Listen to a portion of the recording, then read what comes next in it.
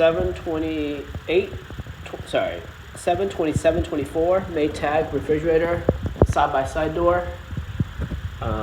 Buildup of water at the bottom of the freezer, so the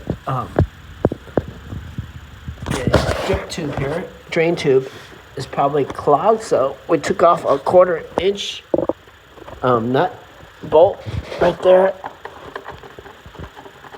and it's out. And now we're gonna take this out. We're gonna see if it's clogged. Looks pretty clogged. Okay. One way is just to put your lip through here and you can just see it. Oh, very difficult to blow through. I'm blowing through my mouth here like this. There it goes.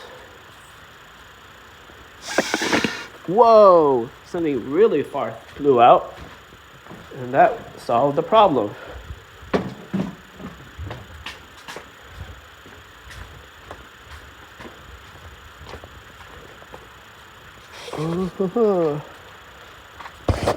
Right there, that stuff clogged my refrigerator.